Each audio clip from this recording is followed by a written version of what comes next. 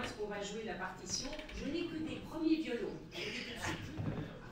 Donc, ce qu'on va vous proposer aujourd'hui, nous sommes concertés, c'est un débat d'idées sur 5 questions que l'on va partager entre 5 entreprises, que je vais vous présenter.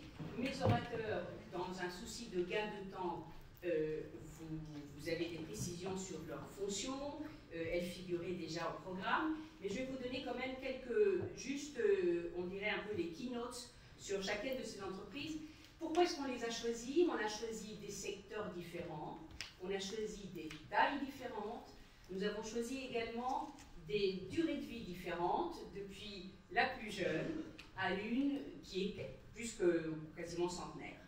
Donc, des secteurs diversifiés également, ce sont toutes des entreprises en plus avec lesquelles on a plaisir à vous recevoir à l'ESCP. Certains d'entre vous sont venus dans nos cours, d'autres, je pense à Natura, on visite Natura avec nos exécutifs MBA, on va à Cajamar dans les environs de São Paulo depuis une vingtaine d'années pour le plus grand plaisir de notre exécutif MBA parce que le site est absolument, vous avez un site magnifique.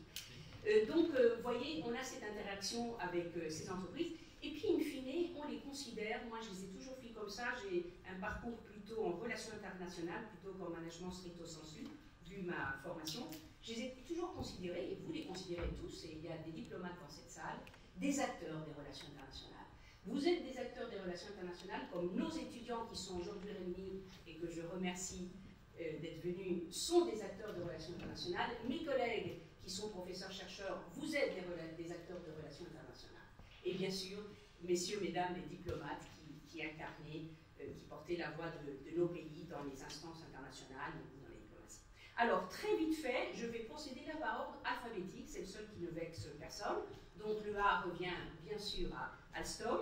Alstom, un slogan, si je peux me permettre, pour une écomobilité efficace, durable, inclusive et connectée. Né en 1928, donc on a une quasi-centenaire d'une fusion. Aujourd'hui, le résultat d'une longue série de rapprochements, 16 milliards d'euros de chiffre d'affaires, 74 000 salariés, le champion de l'industrie ferroviaire, production de matériel roulant, et infrastructure et maintenance.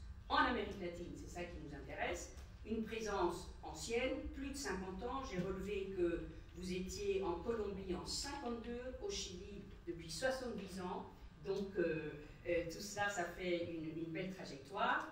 Du matériel Alstom équipe quasiment tous les métros d'Amérique latine, les plus neufs, les plus anciens, les tramways, les trains de banlieue. Numéro 2 mondial du ferroviaire, très présent dans la région. Et vous employez en Amérique latine 4000 personnes réparties dans plusieurs sites industriels. Je passe maintenant à Cemex. Alors Cemex, Guillermo est à ma droite, fondée en 1906, plus que centenaire, multinationale mexicaine de matériaux de construction, ciment, béton, granulat, présent dans 50 pays, 13 milliards de dollars de chiffre d'affaires. Vous êtes première dans votre secteur selon que l'on prenne le béton, c'est ça, hein? Voilà, ou le ciment. En tout cas, très présent au Mexique, aux États-Unis et en Europe, et c'est ce qui nous intéresse. Vous employez 40 000 personnes et vous êtes en Europe depuis 2004. Danone, apporter la santé par l'alimentation au plus grand niveau. Né en 1919 à Barcelone. Donc plus de 100 000 salariés, des produits vendus dans 120 pays, un chiffre d'affaires de 24,2 milliards d'euros en 2021, 3 catégories de produits, produits laitiers d'origine végétale, les eaux, la nutrition spécialisée. En Amérique latine, Danone, c'est plus de 23 000 emplois et vous opérez dans chacune des catégories. Donc, je regarde en Metron, ma chère Fanny. Alors, pour vous enfermer dans un slogan, digitaliser l'énergie pour décarboner les territoires. Vous êtes la petite jeune de la table ronde, Fanny. 2013 à Paris, et ce que la presse a salué comme la start-up de la Green Tech tricolore en pleine ascension, entre guillemets. Donc, près de 200 salariés néanmoins. Je vous ai visité il y a 7 ans, parce qu'on faisait une étude sur la Colombie, et à l'époque, vous teniez dans un étage du sentier, et il y avait 12 personnes. Hein, et maintenant, vous êtes 200 salariés avec plus de 10 nationalités. Présents d'ores et déjà aux 4 coins de la planète, et vous nous raconterez dans le créneau, au carrefour de l'intelligence artificielle, des algorithmes et des big data, croisé avec les données énergétiques. Natura, née au Brésil en 1969, célèbre marque de cosmétiques distribuée dans l'ensemble de la planète. Aujourd'hui, vous êtes la plus grande entreprise certifiée Bicorp, 7 milliards d'euros de chiffre d'affaires en 2021, 35 000 employés, 65 communautés de fournisseurs basées sur le commerce équitable dans 17 pays, on y reviendra avec la RSE, et 50,4 femmes en position de leader en management.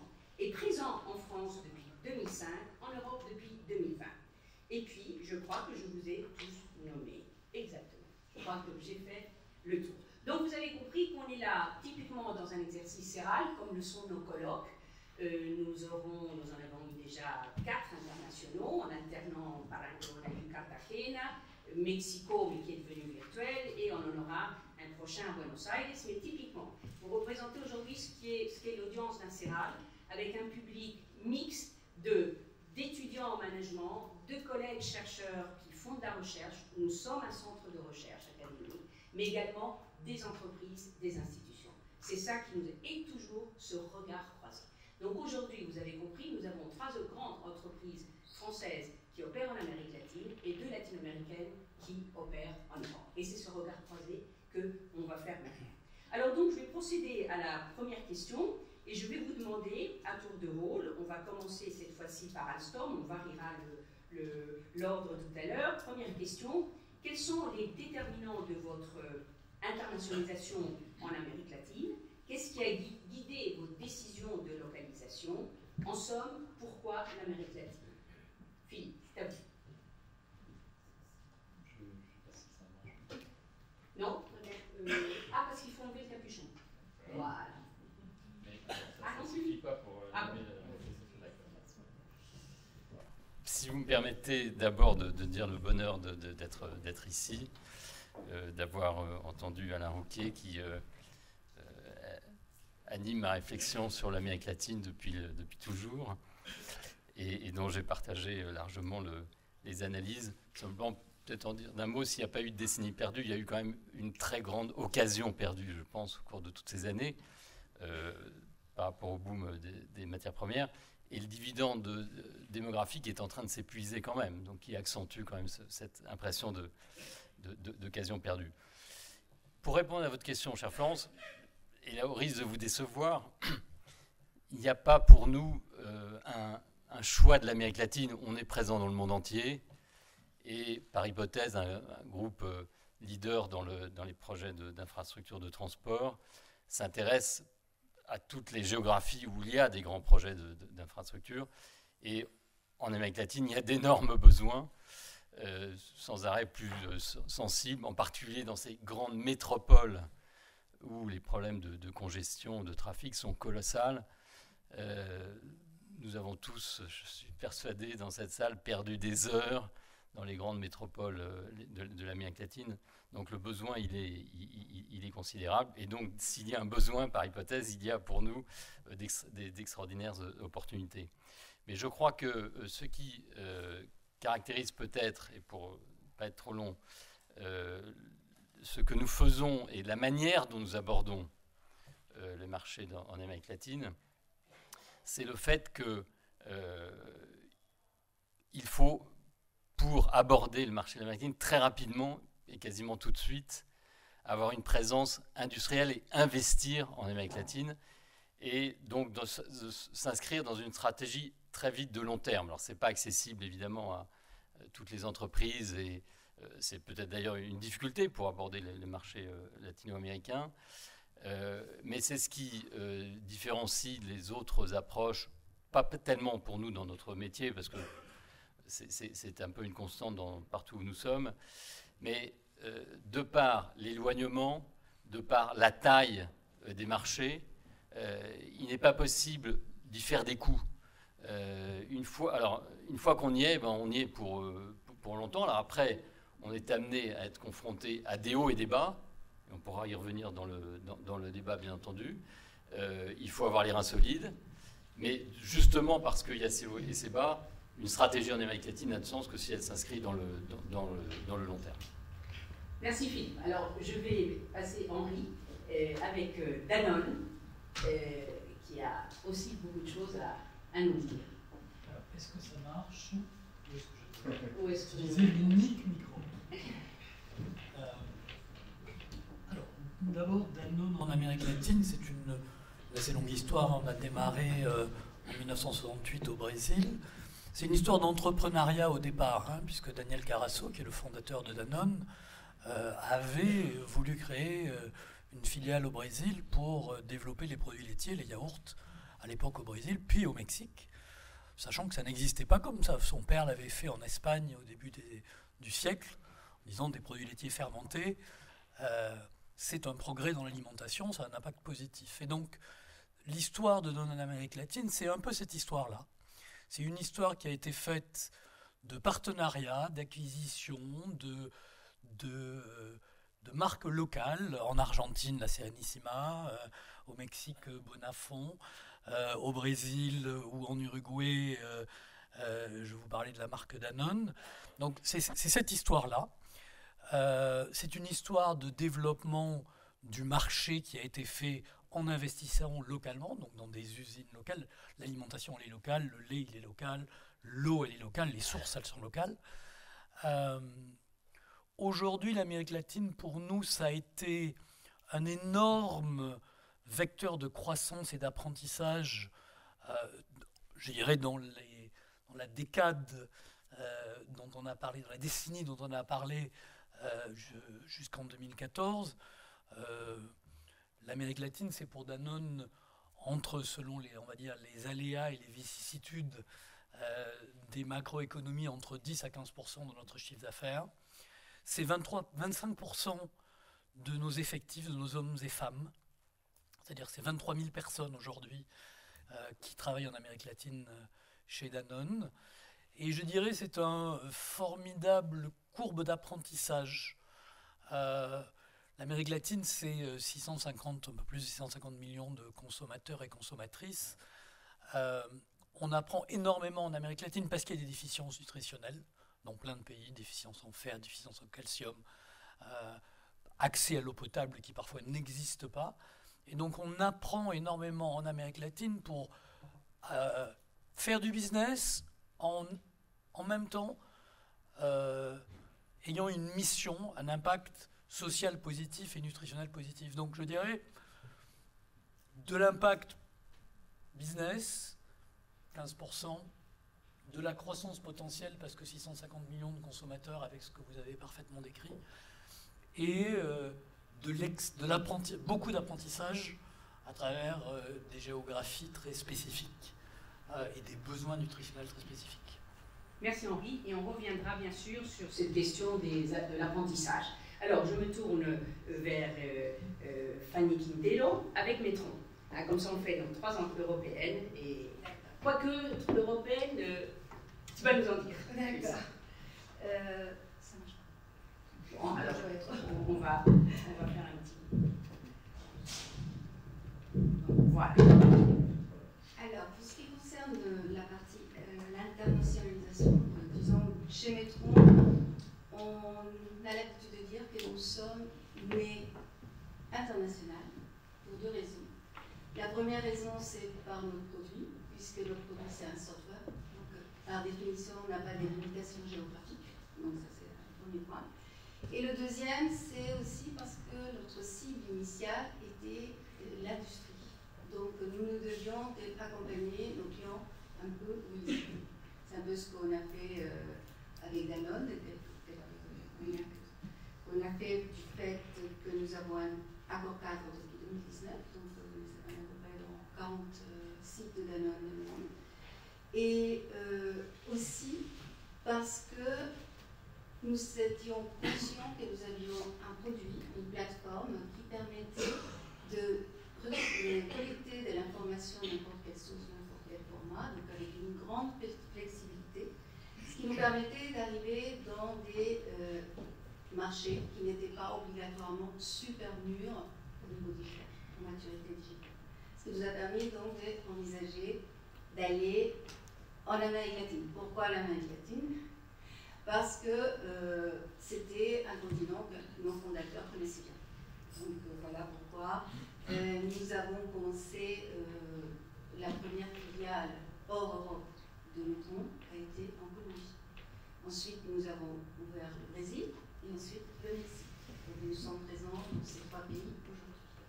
Ce que nous a apporté l'Amérique latine, c'est d'apprendre à être encore plus flexible que ce qui était prévu initialement, à savoir non seulement par nos produits, comme la plateforme en tant que telle se voit, mais surtout le besoin que nous avons ressenti d'accompagner par des services, par une batterie de services, les clients dans leur transition digitale et énergétique.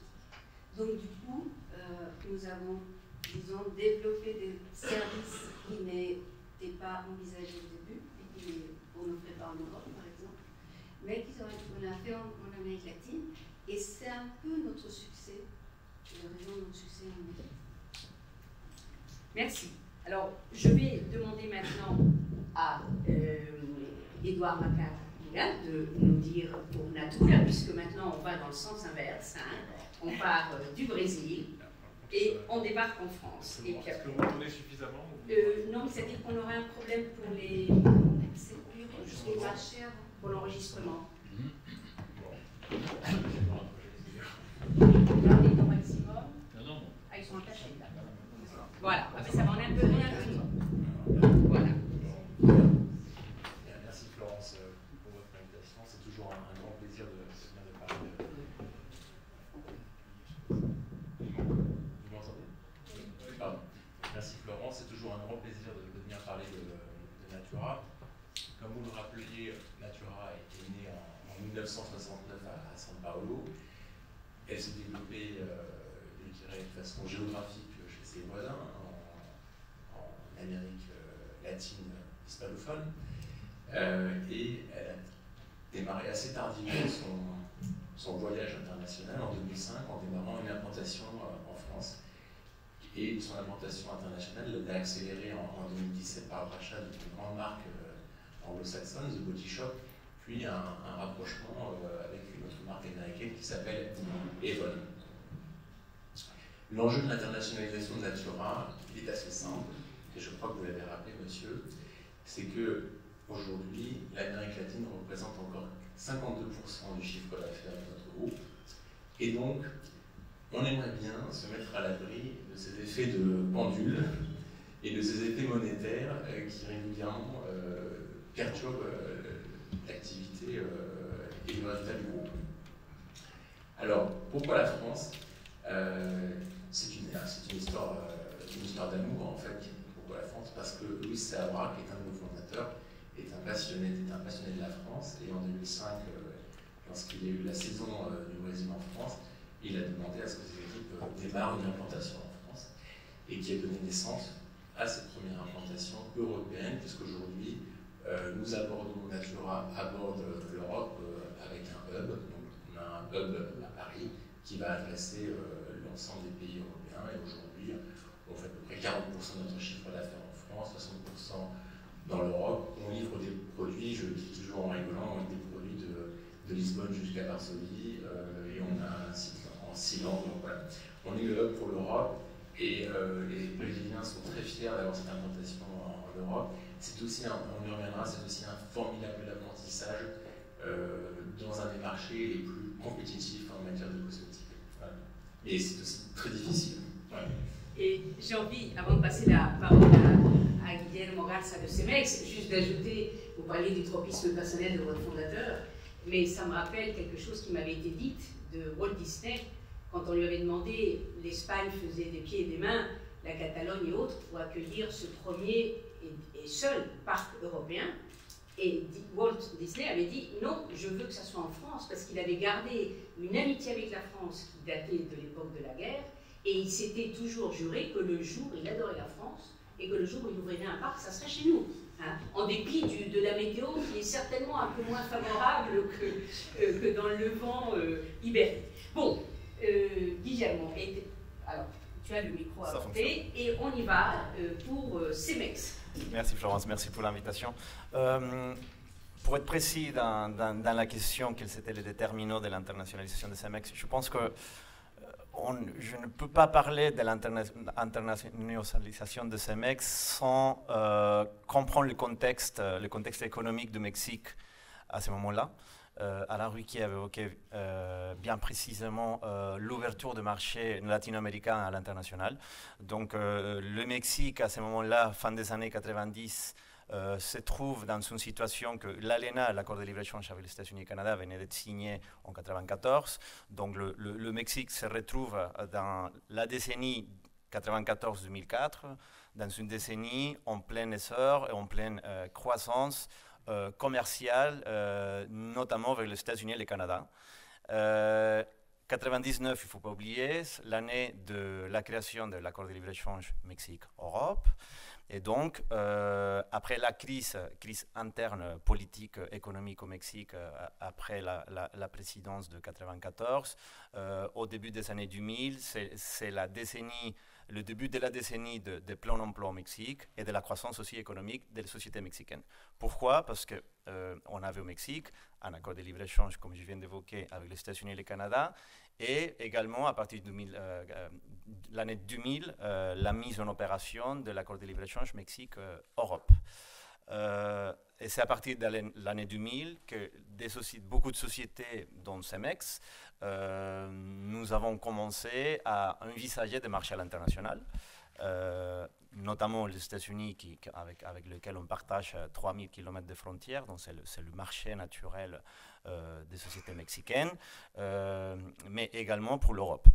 Et donc, comme plusieurs de mes collègues dans la table, la stratégie d'internationalisation de CEMEX, c'était une stratégie de JV, de joint venture, et aussi de rachat de sociétés présentes dans des autres continents, dans des autres régions, notamment le marché nord-américain qui était le marché, on va dire, porteur dans l'internationalisation, ensuite l'Amérique centrale, Amérique du Sud, le nord de l'Amérique du Sud, dont la Colombie, et ensuite un rachat d'une société anglaise, RMC, qui siège au UK, qui avait des opérations dans plusieurs pays en Europe.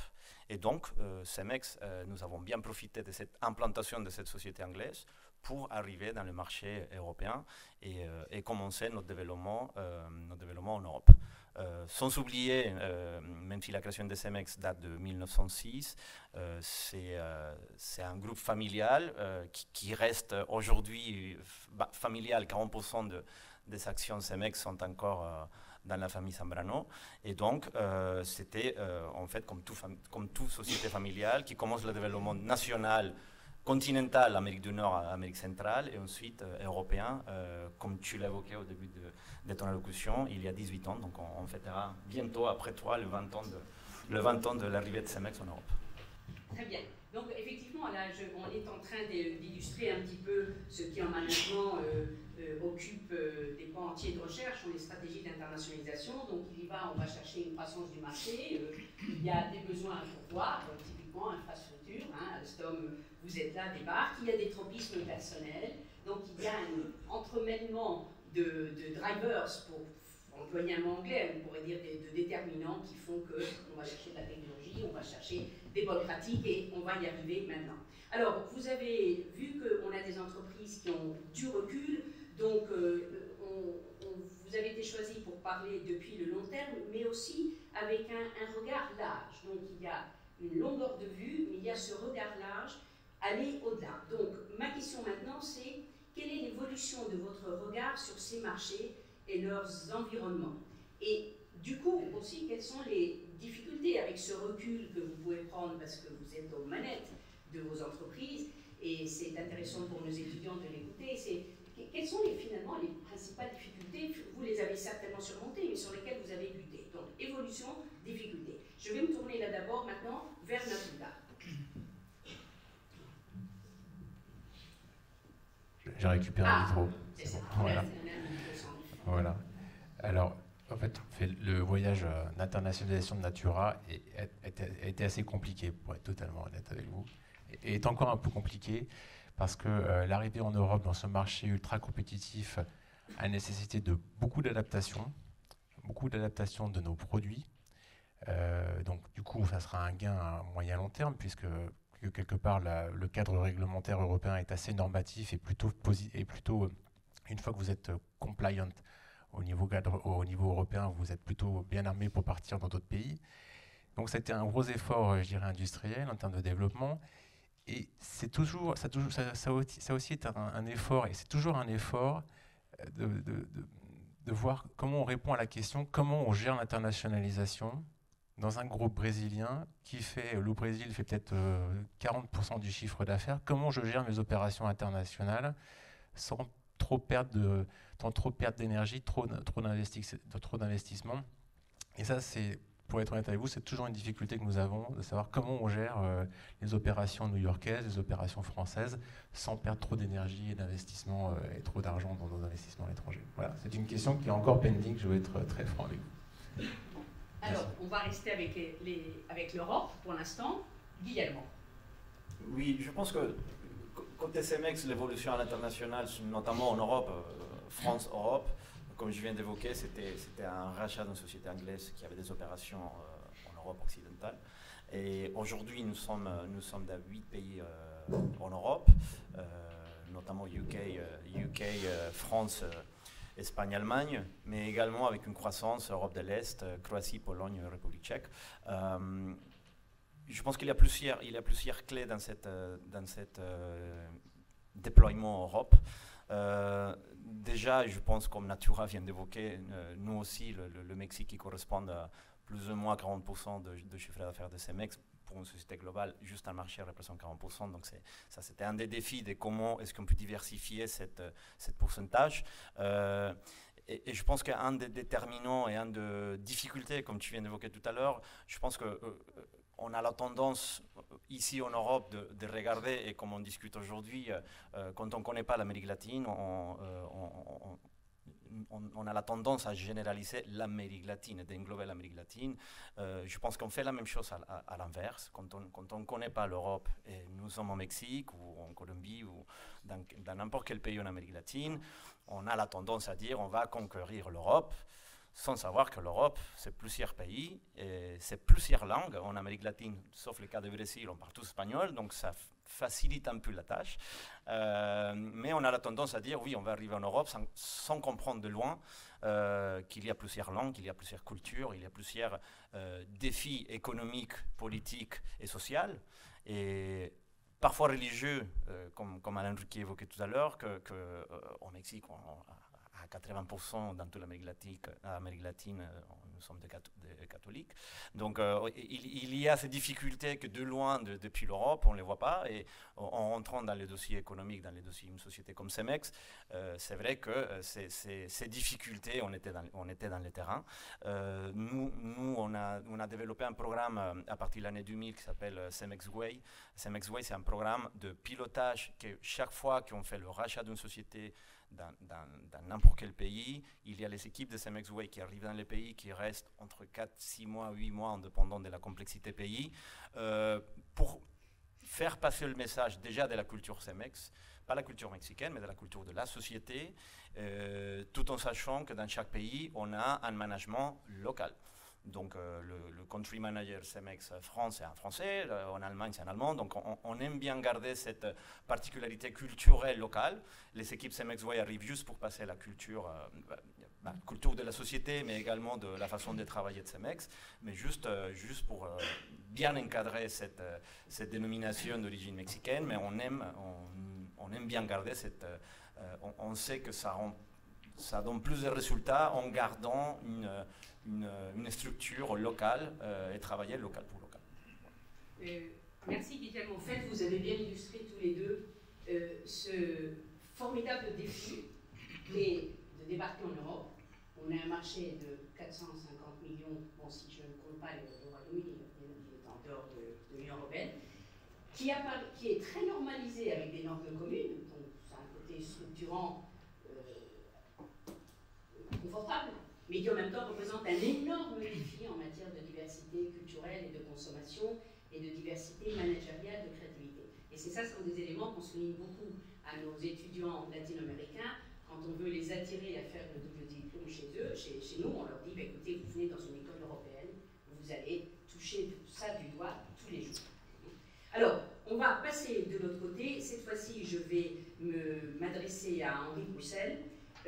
Avec Danone, les crises sur place, les difficultés, vous allez l'évolution de votre regard. Je suis sûre que vous avez des choses intéressantes à partager, Henri. Oui, alors, je trouve que c'est une question vraiment intéressante, la question du regard sur l'Amérique latine. Sachant que je suis complètement avec Guillermo, l'Amérique latine, c'est tellement de géographies, tellement différentes. Je dirais, nous, notre regard, la façon dont on l'a fait évoluer, après, je dirais, un regard qui n'était que optimiste, jusqu'en 2014, je dirais, c'est un regard lucide, optimiste et avec de l'affection. Je vais développer sur ce sujet-là. Lucide, je dirais que la surprise serait qu'il n'y ait pas de surprise à longueur de temps. C'est-à-dire qu'il faut juste être habitué en Amérique latine, quand on gère un business au Brésil, en Argentine, au Mexique ou en Uruguay, à ce que la façon dont le budget a été prévu pour une année ou pour les 2 années suivantes, ça ne se passera pas tel qu'on l'avait prévu, et on vit avec ça, et c'est très bien. Et c'est cette lucidité-là qu'il faut avoir. Le deuxième, c'est l'optimisme, c'est-à-dire, il y a plusieurs raisons de l'optimisme. D'abord, on est sur des catégories avec des bases de consommateurs et de pénétration, et avec des marques et des parts de marché qui font que les tendances ne se changent pas radicalement. Les gens consomment toujours du yaourt, boivent toujours de l'eau, nourrissent toujours leurs enfants avec des produits de nutrition infantile. Donc, les dynamiques de catégorie restent positives, les situations de part de marché ne changent pas fondamentalement, si on fait bien son travail. Donc, il y a derrière ça un optimisme. Il y a un autre élément, c'est que certaines géographies nous apprennent, par exemple, pour moi, l'Argentine m'apprend toujours. On peut avoir 80% d'inflation et être à 20% de croissance en volume. C'est possible. Il y a nos business le font. Et d'ailleurs, ça me permet après de le renvoyer au reste du monde en disant, vous savez, quand on a 80% d'inflation, il est possible de les manager et d'avoir quand même de la croissance parce qu'il y a toujours des consommateurs qui ont toujours une attente qui a changé. Donc ça, pour moi, ça me donne un optimisme fort. L'affection, c'est parce que je pense que toujours en Amérique latine, et ça c'est commun à toute géographie, il y a une alliance entre une vraie adhésion à une vision long terme des marques, une vision long terme de l'impact qu'on veut avoir dans les pays. Et ça c'est lié à l'affection, c'est affectatis, c'est-à-dire le business n'est pas simplement pour du business, il y a en tous les cas chez Danone une vraie passion pour une mission, et à la fois l'agilité du court terme, où dans une nuit, il faut changer un route to market ou des listes de prix. Et donc, cette affection, elle est sur cette capacité à gérer ces deux temps, qui n'est pas facile dans nos cultures européennes, de jouer sur du temps long et du temps court en même temps. Et pour ça, on a beaucoup d'affection. Alors, du côté de Alstom. Alors, si je fais l'analyse de la situation, je crois qu'il y a une chose vraiment qu'il faut bien comprendre pour répondre, c'est que Alstom en Amérique latine, nous sommes latinos. Nous sommes latinos. Et c'est ça l'évolution du regard, c'est que c'est plus un regard européen sur nos activités en Amérique latine, c'est le regard des latinos sur leurs activités. C'est devenu un marché domestique. Le management est progressivement passé à un management totalement local. Ça a pris un peu de temps, mais là, aujourd'hui, c'est totalement la règle. Mexique, c'est une présidente mexicaine, brésilien au Brésil, etc., etc. Ce qui fait que, notamment si on regarde les dernières années dont a parlé Alain, c'est-à-dire à la sortie, après le boom, il y a eu plusieurs années où nous avons eu zéro commande pendant plusieurs années de suite. Mais à aucun moment, nous n'avons jamais imaginé ici à Paris au siège de fermer l'Amérique latine. Ça n'avait aucun sens. Pourquoi ? Parce qu'il y avait d'abord des équipements, comme vous l'avez dit Florence, partout dans tous les métros. Je ne parle pas de nos activités anciennes dans l'énergie, mais pour regarder que les activités actuelles. Donc il y a de la maintenance, il y a un lien avec le client dans des infrastructures qui sont là pour 40 ans. Donc, donc la question ne se pose même pas. Alors après, ça veut dire qu'il faut s'adapter, comme l'a dit mon voisin, pour faire face à 0 commande. Donc on réduit, voilà, on reviendra après sur les questions de personnes qui permettent d'expliquer comment on fait sans doute. Maintenant, ensuite, réponse sur la difficulté, alors il y en a de multiples, mais si je peux en apporter une qui est spécifique à notre business, mais qui renvoie à un sujet plus général, qu'on retrouve d'ailleurs dans d'autres régions, mais spécifique peut-être accentué en Amérique latine, c'est évidemment pour nous dépendons largement d'acheteurs publics et de décisions publiques, d'autorités pour fabriquer un métro, construire des lignes, et c'est évidemment la difficulté des prises de décisions politiques. Ça, on le trouve un peu partout, fortement accentué en Amérique latine par le fait que les mandats sont d'une très courte durée, 4 ans généralement, et souvent, ce n'est pas toujours le cas, ça évolue, etc., mais avec pas la possibilité de se faire réélire. Or, prenons le sujet urbain, pour décider d'une ligne de métro, ce sont des études qui durent 2-3 ans, ensuite on fait un appel d'offres, et au moment où le projet va peut-être démarrer, le président il est déjà parti, le maire a changé de couleur politique, il n'y a plus d'alignement entre les deux, et on est reparti pour un tour, et là je pourrais citer plein d'exemples où on doit faire face à des déconvenues assez fortes. Alors, Métron. Alors, pour ce qui... mais moi ça fonctionne. Oui, pour Métron, disons que les surprises ou les difficultés que nous avons rencontrées en Amérique latine étaient plus liées donc, à la partie digitale et à la partie décoordination, qui sont nos sujets.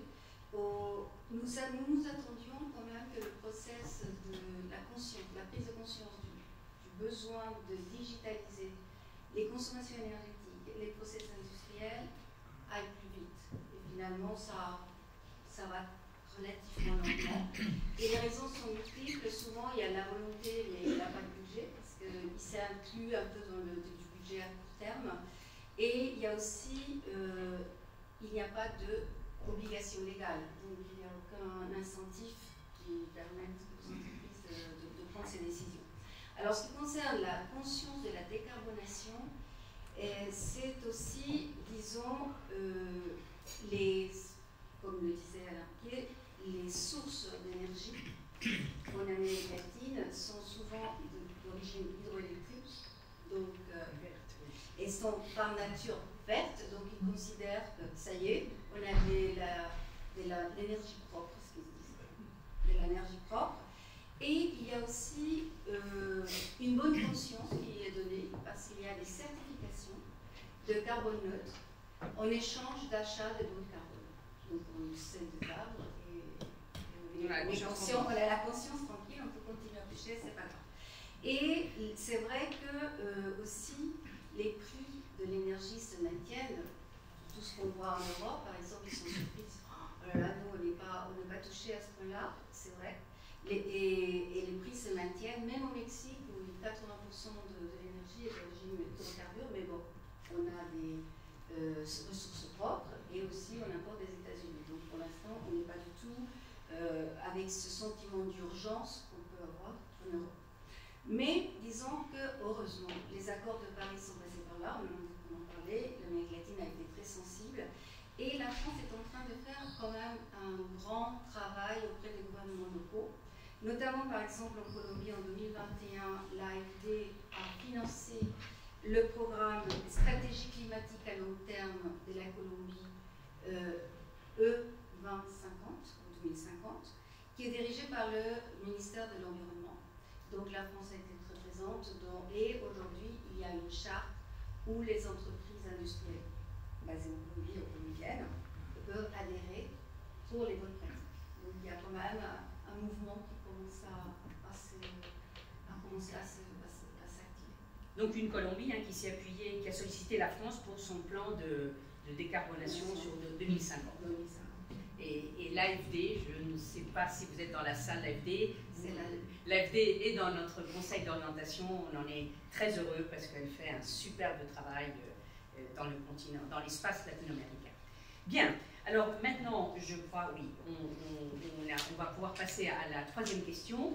C'est finalement ce que vous a apporté, et là je vais m'adresser à Henri Bruxelles, que Henri, il en a touché déjà un petit mot, mais je pense qu'il peut nous en dire un peu plus. Que vous a apporté l'expérience en Amérique latine pour Danone, en termes d'apprentissage, hein, puisque les bonnes pratiques, oui, elles sont quelquefois, elles émanent du siège, mais quelquefois elles se retravaillent, ou alors on a le cas inverse de bonnes pratiques, hein, des filiales qui remontent au siège. Hein. Très rarement du siège. Je dirais, premièrement, la culture de l'agilité. Je pense que c'est un vrai changement culturel qui s'est opéré chez Danone, qui vient de l'Amérique latine, le jogo de cintura brasileiro. C'est à un moment donné, on doit une capacité à trouver des solutions rapides. Et ça, c'est un vrai changement culturel dans la façon de travailler chez Danone. Le deuxième, c'est la gestion de la volatilité. Savoir gérer des crises, c'est un art. Nos amis argentins, le pratiquent presque dans l'excellence. Et ça, aujourd'hui, c'est quelque chose qui a une énorme valeur. C'est-à-dire qu'aujourd'hui, on passe notre temps, nous, à regarder... Enfin, moi, je gère en direct en plus l'Argentine, en plus de tout ce que je fais, parce que c'est une zone d'apprentissage stratégique énorme. Parce qu'on apprend la volatilité à son extrême. À son extrême. Et puis là, on se dit, si ça passe de 80 à 100 ou à 120, l'inflation, on va passer. C'est une nouvelle zone d'expertise. Après, je dirais la culture de l'exécution. Je vous ai dit qu'il y avait 23 000 personnes chez Danone. C'est lié au système de distribution, au système de logistique, au fait qu'on a à peu près 5 000 camions qui se baladent en Amérique latine, qui vont servir les consommateurs et les points de vente. Et ça amène une culture de l'exécution tous les jours qu'on n'a pas nécessairement dans les autres géographies, en tous les cas en Europe. Et le dernier point, qu'est-ce qu'on a appris de l'Amérique latine? On a créé une source de talent. Enfin, mon voisin le disait parfaitement. Aujourd'hui, l'Amérique latine est la deuxième source de talent pour Danone. On a eu au COMEX des Mexicains, des Argentins. Aujourd'hui, moi j'ai travaillé une vingtaine d'années en Amérique latine. On est de nombreux à avoir été directeur général de l'Argentine dans le COMEX de Danone. Nos experts en marketing, ils sont en général argentins.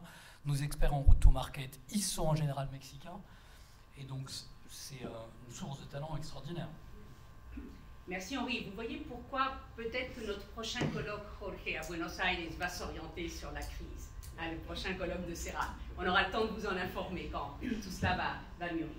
Donc, Philippe, que dire d'Alstom? Il y a évidemment tout ce qui vient d'être dit.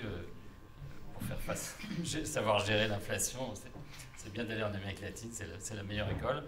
Non, moi je voudrais juste citer autre chose qui est peut-être plus inattendue, c'est les compétences technologiques et la capacité de l'Amérique latine à les absorber et ensuite à les diffuser. Et pour ça, je vais vous donner deux exemples. Le premier exemple, c'est quand nous étions à l'époque dans l'énergie, on a parlé beaucoup d'hydroélectricité. En fait, la naissance d'Alstom en Amérique latine, c'est l'hydroélectricité avant même les métros. Bon, c'est une activité que nous n'avons plus, qui a été développée au moment des grands barrages, notamment Itaipu entre le Brésil et l'Argentine, ce qui a conduit à transférer depuis Grenoble la compétence des grandes turbines hydroélectriques.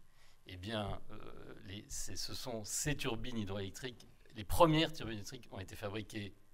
Donc, ça a conduit à construire l'usine de Taobaté dans la région de Saint-Paul.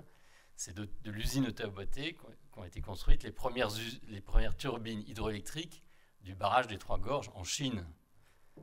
Au début de la construction du grand barrage des Trois Gorges en Chine, avec des Brésiliens qui ont été en Chine apprendre aux Chinois à faire des turbines hydroélectriques. C'était il y a 50 ans ou 60 ans. Premier exemple. Et le deuxième exemple plus récent, c'est dans le domaine des trains et des métros. Ce sont nos collègues brésiliens qui ont été... Nous avons le plus grand contrat dans l'histoire d'Alstom plus récente. C'est un contrat de trains régionaux en Afrique du Sud. Les Sud-Africains nous ont demandé de renouveler l'ensemble de la flotte de trains régionaux en Afrique du Sud, et donc de construire une usine près de Johannesburg. Ce sont les Brésiliens qui ont été formés, les Sud-Africains, à construire cette usine. Et on a répliqué ceci plus récemment encore en Inde. Le marché indien commence à exploser en matière de transport, là aussi pour des raisons qu'on comprend notamment sur l'aspect urbain. Et ce sont les mêmes Brésiliens qui ont été construire nos premières usines à Sri City, près de Chennai.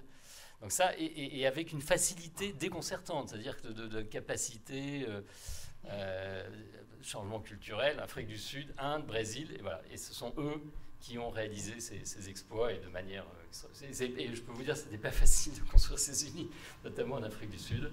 On l'a fait grâce à nos collègues brésiliens.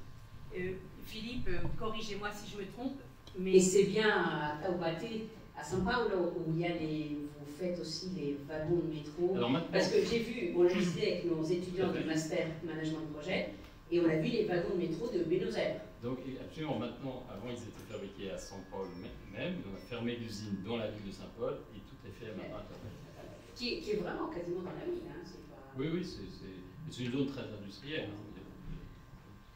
Bien. En mesure, c'est une usine à la campagne aussi. Hein, à l'échelle du Brésil. Alors, Métron, Fanny. Disons, qu'est-ce que nous a apporté cette expérience en Amérique latine disons que la chance qu'a eu l'Amérique latine au Métron, c'est que, ayant eu la première filiale à Europe en Colombie, nous avons eu rapidement des entreprises ou des industries qui étaient d'une taille, disons, importante, au moins au point de vue, disons, étendu, et nombre d'employés, etc., et des complexités. Avec toutes les complexités du fait que la maturité digitale n'était pas toujours présente. Et ça a amené à ce que les ingénieurs de Métron soient très ingénieux, créatifs, récursifs. Ils s'adaptent aux situations, un peu tout ce qu'on vient de dire. Et je pense que ça a apporté aussi au CIER, parce qu'ils se sont rendus compte que du fait que de travailler aussi avec les ingénieurs européens, il y avait un échange très enrichissant de part et d'autre. Donc voilà, parce que je pense que ça nous a apporté cette possibilité de commencer par le même. Merci. Alors si on interroge Natula sur les apprentissages, cette fois-ci du marché français d'abord, européen maintenant.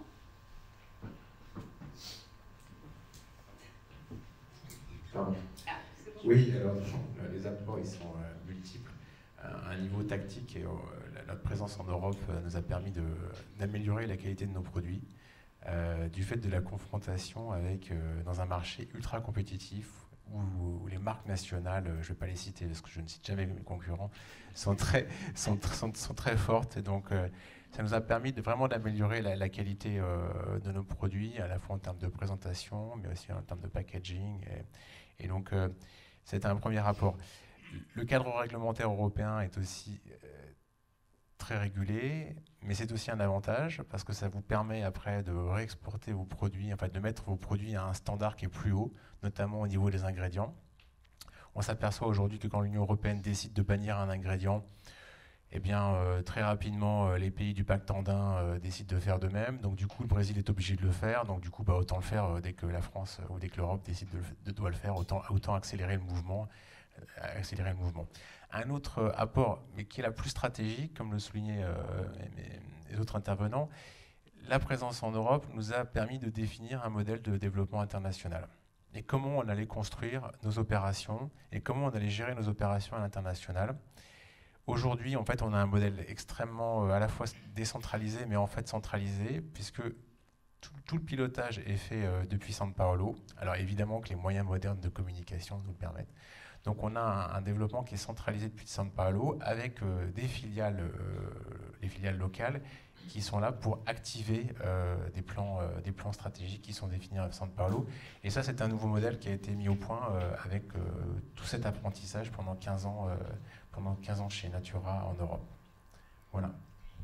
Merci Edouard. Ce que ce qui est évoqué là, c'est effectivement comment la contrainte peut être à l'origine de dynamiques vertueuses. Je me permets une toute petite parenthèse au milieu d'orateurs qui ont beaucoup plus que moi l'expérience du management, mais en tant que chercheuse, on a fait un travail à la demande de la fondation ELAB, que la plupart dans cette salle vous connaissez, et qui nous a demandé de mobiliser avec nos partenaires du CERAL une étude dans 9 pays latino-américains sur l'internationalisation des PME latino-américaines en Europe.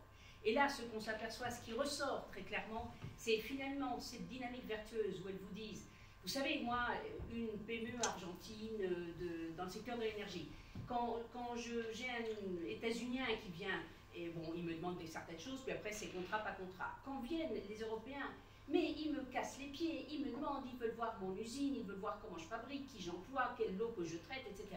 Bon, tout ça pour dire, finalement, après ce parcours de souffrance, eh bien c'est merveilleux, parce que une fois que vous réussissez votre pénétration du marché étranger, eh bien là vous êtes très fort. Vous êtes très fort, vous êtes vertueux, et finalement vous tendez, ce que dit Édouard, à répliquer ce modèle à la maison et puis même ailleurs, ce qui est très intéressant.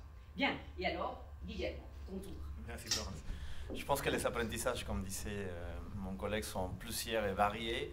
Je veux mentionner, je pense, un apprentissage qui me tient beaucoup à cœur, surtout en France, qui est cette conscience, je vais nommer ça conscience sociale et environnementale qu'on trouve en Europe, mais qu'on trouve notamment en France.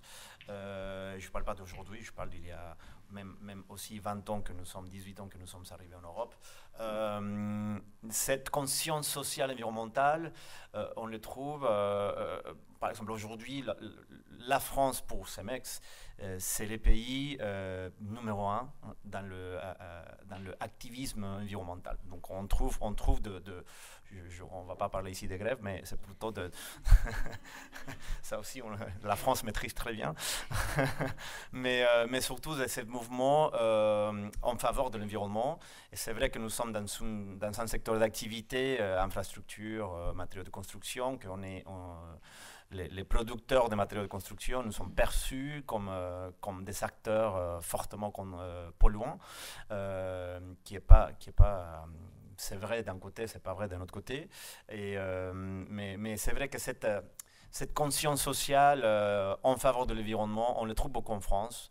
Mais je parle bien évidemment des politiciens, parce qu'il y a depuis des années des mouvements, d'un agenda, d'un planning gouvernemental en faveur de l'environnement. On le voit aujourd'hui avec des différentes réformes et législations en faveur de l'utilisation de produits qui polluent moins, qui sont moins polluants. Et donc, CEMEX France, aujourd'hui, c'est le leader à l'intérieur de CEMEX pour des produits et des solutions bas carbone. Et donc, ce qu'on fait en CEMEX France, c'est perçu depuis le siège comme si CEMEX France est allé dans cette direction, nous sommes prêts à suivre et des autres pays doivent suivre ces éléments. Parce que c'est vrai que depuis l'Europe, mais c'est vrai que la France a un rôle très particulier. Peut-être l'Allemagne, l'Angleterre un petit peu moins, mais c'est plutôt le bloc franco-allemand qui prend le relais dans l'environnement.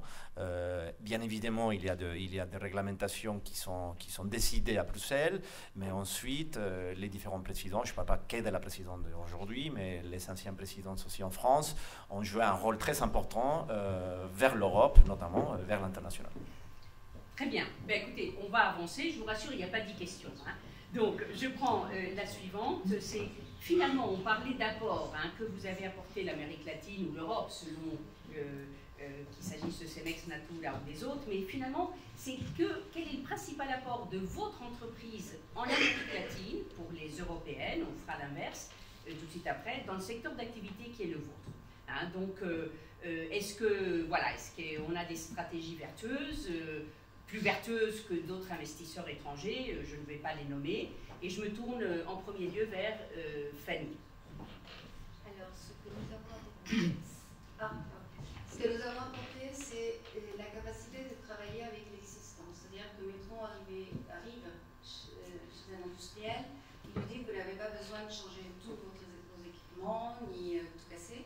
Nous allons travailler avec ce que vous avez.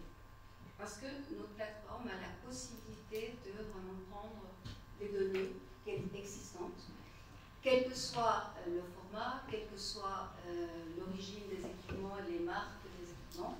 Justement, notre système de gestion, d'acquisition des données est complètement agnostique. Et donc ça, c'est vraiment une force qui nous a permis vraiment d'arriver en Amérique latine avec force. Ça, c'est la principale. Je pense que tu as demandé une ou tu... Non, et je pensais surtout, Fanny, à ce que tu me disais dans les grands débats qui traversent notre société aujourd'hui, dont les entreprises sont parties, il faut bien qu'elles les saisissent. Et voilà, vos apports, on avait parlé de la question des femmes, des quotas, etc. Ah, d'accord. Oui. Alors, sur le parti sociétal, c'est vrai que pour Metron, disons, on est très conscient de l'importance de la mixité. Et notamment, on vient de signer le pacte parité avec French Tech. Et en Amérique latine, il y a une caractéristique, c'est que presque toutes les personnes dirigeantes, la haute sphère du management, est tenue par des femmes. Donc la directrice générale qui est présente aujourd'hui de l'Amérique latine est Mathia Bogota, donc c'est une ingénieure femme. Et la directrice opération de tout le continent est basée au Mexique et c'est aussi une ingénieure femme. Les responsables opérations de la Colombie et du Mexique sont aussi des ingénieurs femmes. Donc c'est vraiment, pour Metron, c'est vraiment le continent ou la région où il y a le plus de femmes cadres dirigées. Donc voilà. Merci Fanny. Message pour les femmes ingénieures dans la salle, Voilà. s'il y en a. Et il y en a. Alors, j'ai envie de me tourner vers Danone parce que je crois que Danone a des illustrations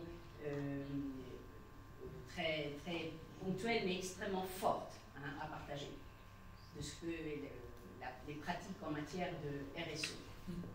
Oui, je pense, comme je le disais, on a énormément appris, on apprend énormément de l'Amérique latine et c'est pour ça que je disais, on a cette lucidité, cet optimisme et cette affection. Mais je pense qu'on a apporté en Amérique latine. D'abord, n'oublions pas, on a créé les catégories, les marques, des Aptamil, des Actimel, des Activia n'existaient pas. Et aujourd'hui, par exemple, nos deux plus importants sites de production de produits laitiers frais dans le monde, c'est Longchamp en Argentine, que Jean-Pierre connaît bien, et c'est Irapuato au Mexique. Donc, on a vraiment créé du tissu industriel, de l'emploi. Mais je dirais là où je pense qu'on a eu le plus d'impact, Danone a depuis, on fête cette année les 50 ans du discours de Marseille d'Antoine Riboud et du double projet économique et social dans lequel une entreprise ne peut pas avoir un développement économique dans la durée si elle n'a pas un impact positif social, environnemental sur ses écosystèmes. Et ça, Antoine Riboud, il le disait en 1972. Et ça, on l'a apporté vraiment en Amérique latine sur les trois dimensions, la dimension de l'impact nutritionnel et santé, l'impact environnemental et l'impact sur les communautés. Donc je vais prendre quelques exemples. Déjà, dans notre démarche Bicorp, on est aujourd'hui 70% du chiffre d'affaires de Danone est Bicorp. On a déployé ça en Amérique latine.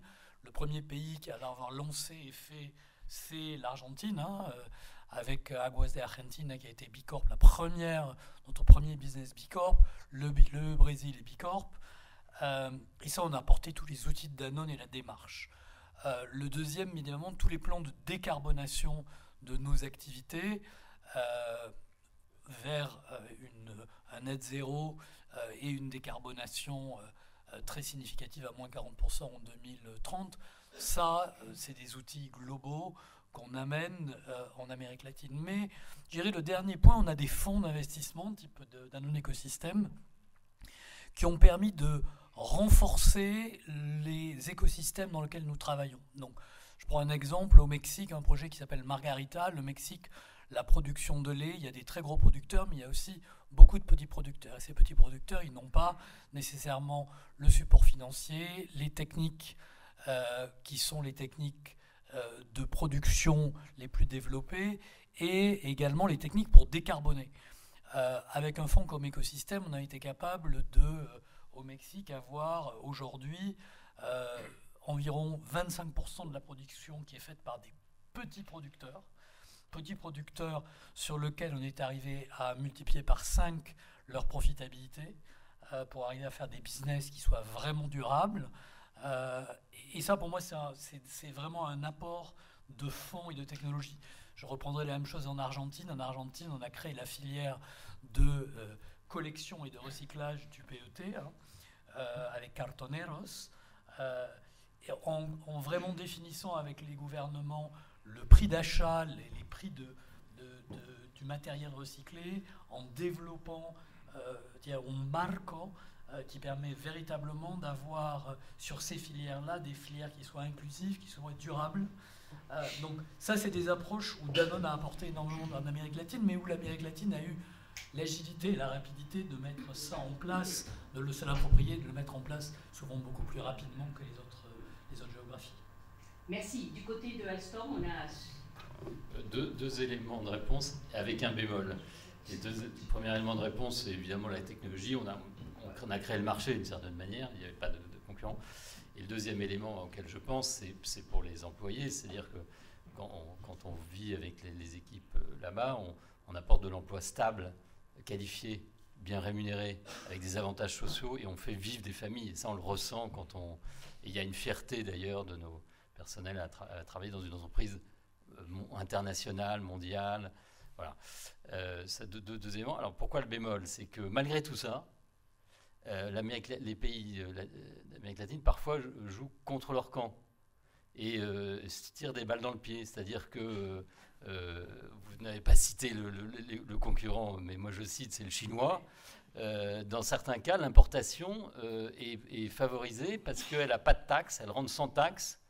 Et nous, on se paye des taxes nationales sur les produits domestiques et on arrive à être plus cher à cause de la taxe, indépendamment des questions de coûts salariaux. Et j'ai vécu j'ai des souvenirs très concrets de situations où on a perdu face à des trains chinois importés. Donc voilà, c'est assez cruel comme souvenir.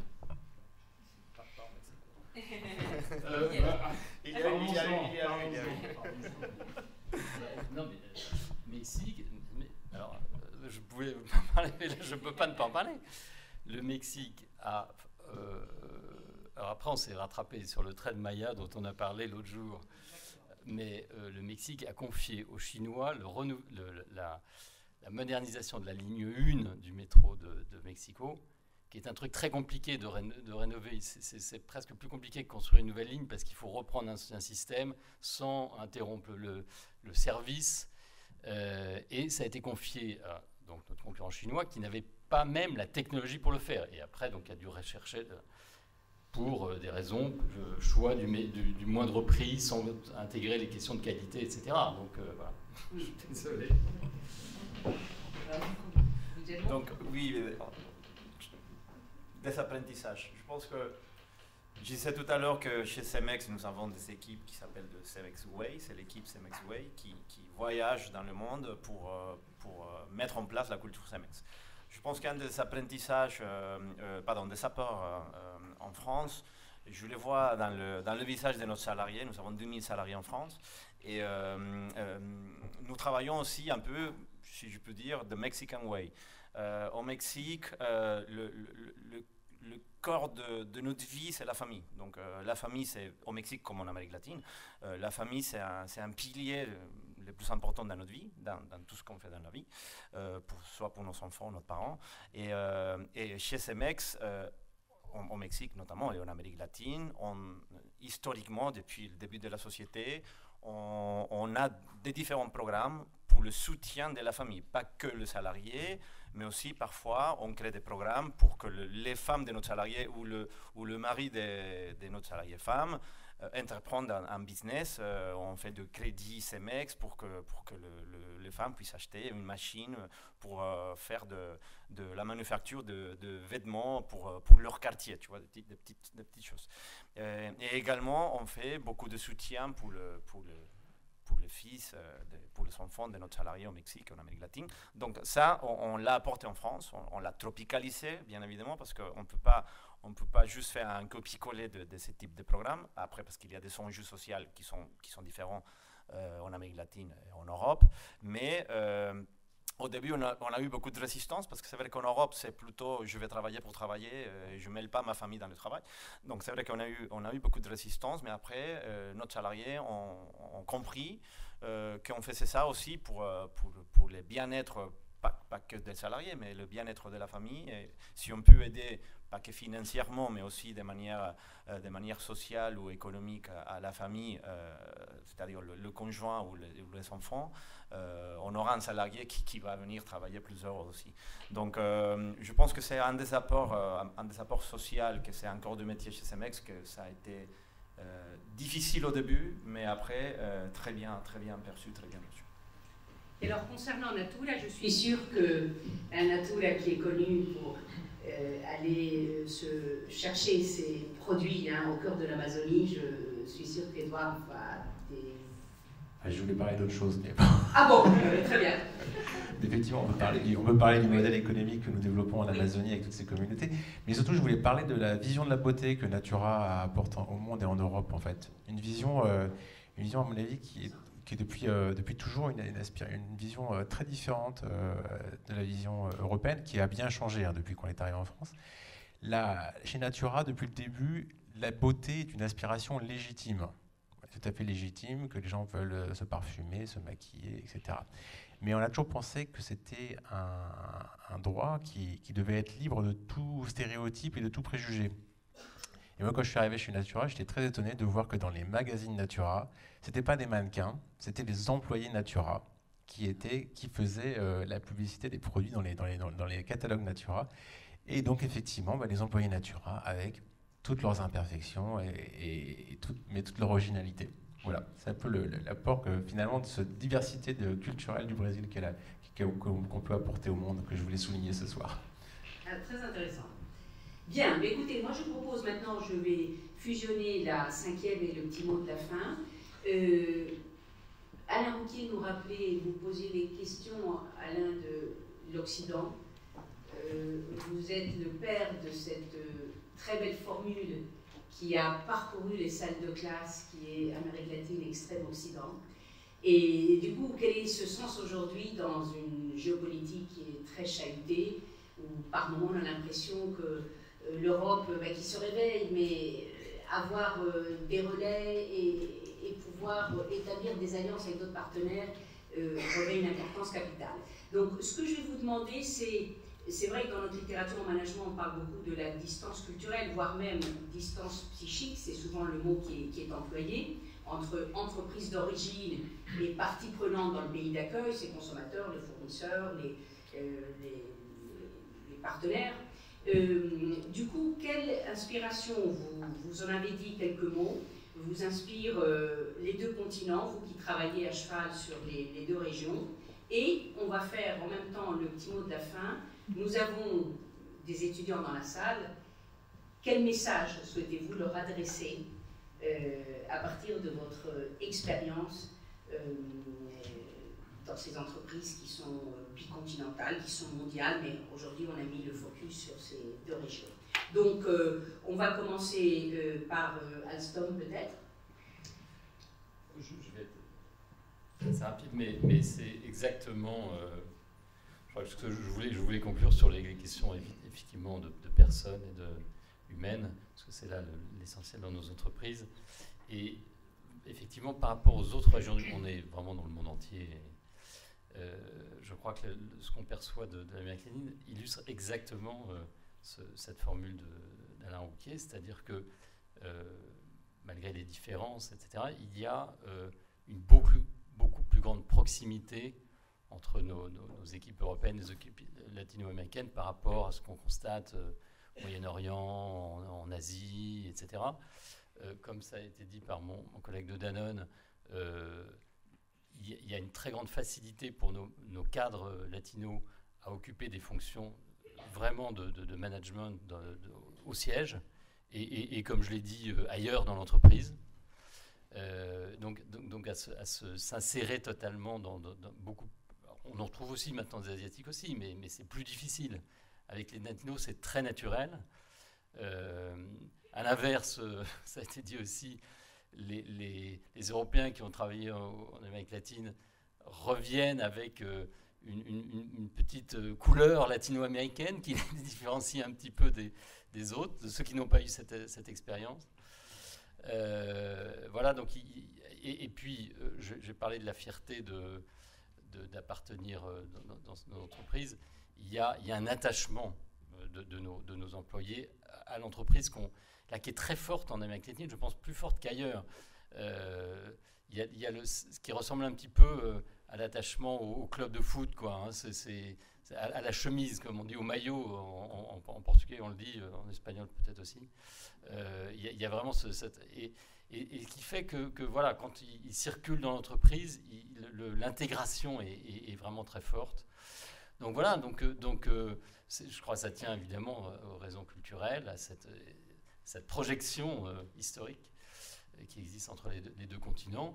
Et alors très franchement, le message pour vos étudiants, c'est la voie est grande ouverte pour travailler dans ces entreprises qui ont un pied en Europe et un pied en Amérique latine, et pour ces jeunes qui ont souvent eux aussi des attaches culturelles diverses. Henri. Bon, déjà, dans le monde de la compliance des avocats, je vais faire un disclosure. Je ne suis pas neutre, je suis extrêmement biaisé. J'ai passé un tiers de ma vie en Amérique latine. Je considère que je ne serais pas ni le même professionnel ni la même personne si je n'avais pas vécu des années à São Paulo, à Buenos Aires et à Mexico. Donc ça change une vie professionnelle et personnelle.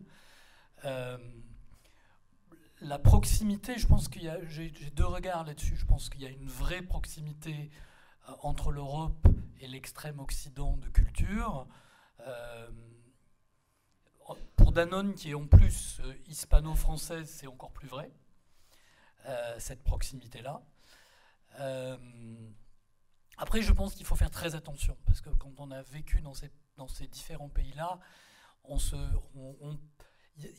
dirais que l'Amérique latine est un faux ami. On peut penser qu'on a compris parfaitement un Mexicain parce qu'on pensait qu'il allait réagir de la même façon, et c'est pas vrai. C'est pareil pour un Brésilien ou un Argentin. Chacun est différent, et parfois avec notre œil européen, on peut penser comprendre parce que les comportements sont finalement proches. Et il faut faire très attention parce qu'il y a derrière des vraies histoires et des vraies cultures qui sont différentes. Il faut les comprendre et les respecter. Et après, aux étudiants, moi, ce que je dirais, c'est au final de tout. Enfin, j'ai énormément appris de ce que vous avez dit aujourd'hui, la démocratie, la paix, les ressources, et je suis complètement derrière vous. Et je dirais, il y a deux choses aujourd'hui dans le monde. On a une seule vie et il n'y a qu'une seule planète. Et au final, ce qui compte, c'est le sens et l'envie dans sa vie personnelle et dans sa vie professionnelle. Et je trouve que l'Amérique latine apporte ce sens, parce qu'on peut avoir de l'impact, on peut avoir de l'impact dans des pays, dans des populations, on peut vraiment changer les choses, et l'envie, parce que la culture fait qu'on fait les choses avec une grâce et une dynamique, sans se plaindre, en voyant le monde dans son opportunité plutôt que dans ses problèmes, et en prenant du plaisir en ce qu'on fait. Et ça, le sens et la vie, et l'envie sont pour moi deux dimensions fondamentales de vivre et de faire du business en Amérique latine. Merci Henri pour cette réflexion très stimulante. Donc on va continuer dans ce sens-là. Avec plaisir. Donc pour nous, je pense qu'il y a deux volets. Il y a le volet il y a un volet culturel. C'est vrai que, comme ça vient d'être évoqué, surtout avec la France, le Mexique partage un romanticisme culturel, on va dire. Moi, j'ai pris le français quand j'avais 8 ans, 9 ans. C'est-à-dire, j'allais le samedi 3 heures à des cours de français à 8 ans. Donc, en fait, on trouve une proximité, on va dire, culturelle. Et aussi, c'est la faute de notre collègue Danone, Alstom, la bonne faute. C'est-à-dire, nous avons de produits français où la présence de la France au Mexique, dès qu'on se réveille, en fait. Dès qu'on se réveille, on utilise, on prend le petit déjeuner, on prend le métro, Alstom. Donc, non, c'est vrai, souvent, c'est vrai qu'on a ça, on s'en rend même pas compte. Hein. Oui, Non, c'est vrai. Et souvent, je le vois dans par exemple, mes neveux, ils pensent que Alstom, c'est une société mexicaine. Donc, pourquoi? Parce qu'ils sont nés, grandis depuis 20 ans en croyant qu'en regardant le même nom, Danone aussi, on dit Danone, on ne dit pas Danone. Donc, on dit, ouais, Danone, c'est mexicain parce que... Voilà. Donc c'est vrai qu'il y a un rapprochement et un romanticisme culturel qui fait que les choses avancent, on va dire, plus organique ou de façon plus naturelle. À l'inverse, nous, on a la chance de... le logo de Cemex, c'est le couleur des drapeaux français. Donc on n'a pas fait exprès, mais c'est vrai que c'est quelque chose... c'est vrai que c'est quelque chose qu'en France, les gens font pas forcément le rapport avec Mex de Mexique, mais ils regardent le bleu, blanc, rouge, ils disent c'est une société française. Voilà, donc ça... ah oui, c'est plus français. Donc c'est vrai que ces petits détails font que les choses se passent plus de manière organique pour Cemex en France, notamment en France, mais également pour les sociétés françaises ou mes collègues européens qui vont au Mexique, comme ça vient d'être évoqué. Donc moi, le message, je pense que nous tous ici, nous faisons partie, on a la chance de faire partie dans ces structures globales. Donc je pense que la mobilité, c'est quelque chose de très important pour nous, pour notre salarié, et pour les jeunes qui souhaitent rentrer dans des structures, dans des grandes structures globales. Je pense qu'aujourd'hui, les jeunes cherchent beaucoup plus de mobilité qu'avant. Peut-être moins carriériste qu'on était avant. C'est vrai qu'aujourd'hui, c'est rare de voir quelqu'un qui envisage être 20 ans, 25 ans dans la même société. Mais c'est pour ça que je pense qu'il faut profiter de la mobilité que des groupes comme le nôtre peut apporter ou peut mettre dans la table. Il faut rêver, mais à la fois aussi se préparer. Rêver tout seul, ça ne marche pas.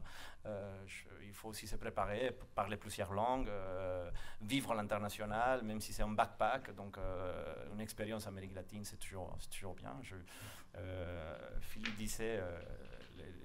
tes collègues français qui rentraient, je dis s'ils rentrent, parce que c'est vrai c'est vrai qu'on voit beaucoup, dans les deux sens, on voit beaucoup de gens qui parlent autant qu'expat, et après, quand c'est le moment de revenir, soit ils sont mariés à une Mexicaine ou à une Colombienne ou à une Péruvienne, et donc c'est la belle vie. Et c'est vrai que parfois, ils ne rentrent pas. Et le même cas à l'envers, on voit beaucoup de Mexicains qui sont surtout des Mexicaines qui sont venus en France pour l'amour et ils ne sont jamais rentrés. Donc voilà, je vois plusieurs cas, ne vous inquiétez pas, je ne vais pas nommer. Mais en tout cas, oui, je pense que c'est toujours bien aujourd'hui, surtout après le Covid, qui nous a appris beaucoup de choses, notamment le télétravail entre autres, mais c'est vrai qu'on cherche aujourd'hui, les jeunes diplômés cherchent aujourd'hui beaucoup de mobilité, beaucoup de flexibilité aussi, et beaucoup plus de compréhension de peut-être être moins carriériste, mais profiter au maximum, si c'est 56 ans dans une société, vraiment de profiter de la capacité de cette personne, les capacités de cette personne, bien les former, et à la fin qu'ils deviennent de bons professionnalistes. Fanny, qu'est-ce que je peux dire? C'est vrai, tout ce que vous venez de mentionner sur cette proximité culturelle est super importante. Moi, j'ai fait mes études au lycée français et c'est vrai que tout ce qui est l'Alliance française et les lycées français en Amérique latine font beaucoup pour que cette présence française prépare le chemin pour toutes les entreprises qui arrivent, etc. On nous regarde avec un œil bienveillant.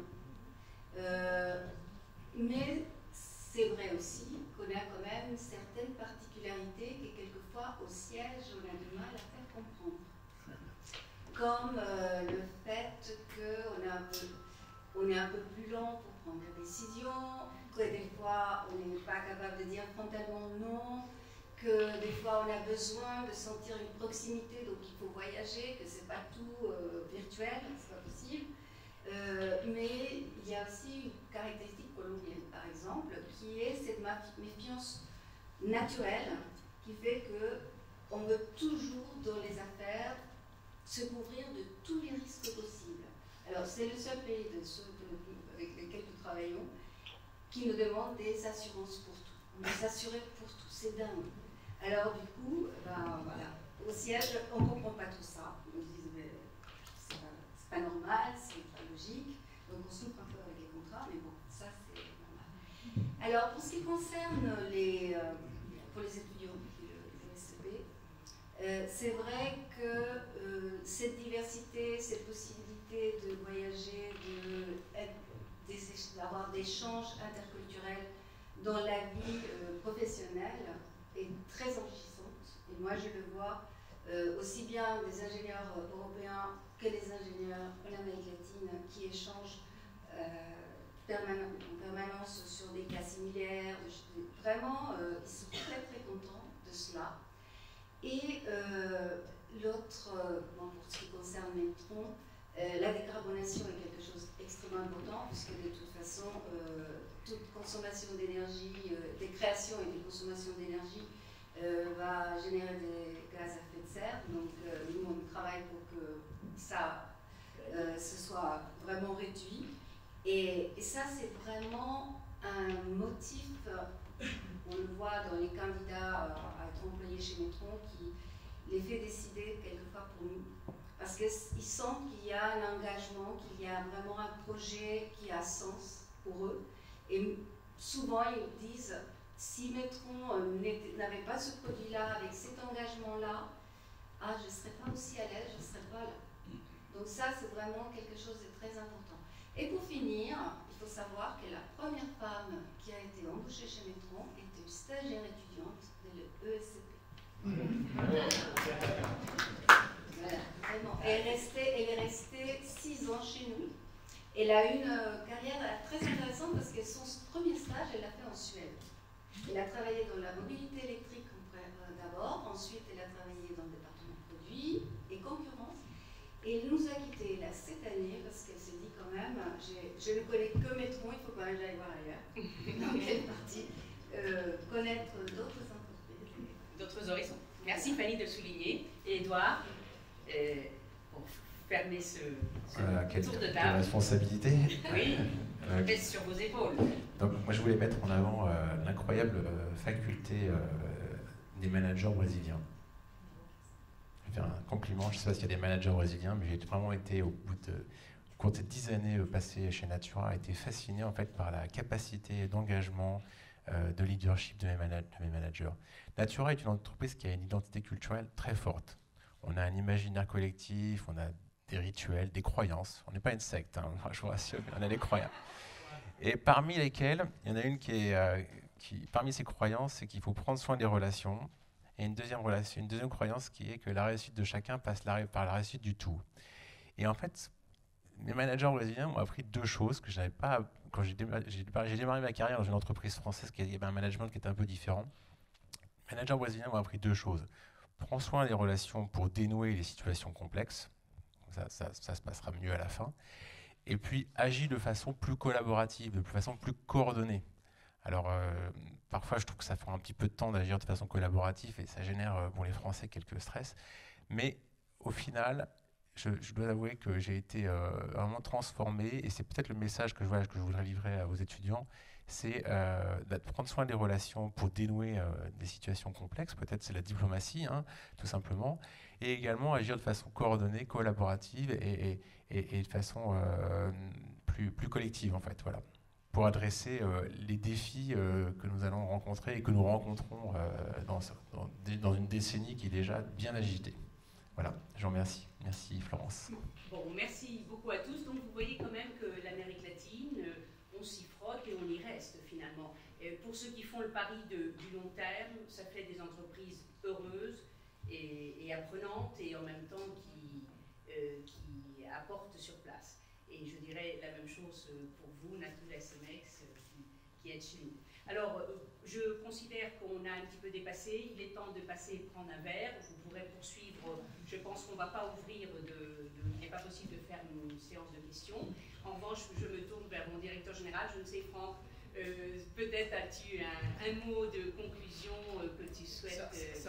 certainement pas très long parce que les interventions ont été brillantes. Vous dire simplement que vous nous avez beaucoup gâtés avec un concentré d'expériences sur la bicontinentalité et surtout ce concentré d'expérience montre pour les jeunes que nous formons et qu'il y a ces pièges hein, dans dans l'approche des similarités, dans l'approche aussi des points communs, et que rien ne remplace non plus l'échange et la présence dans le pays, et c'est la vocation de ESCP. Merci beaucoup à tous.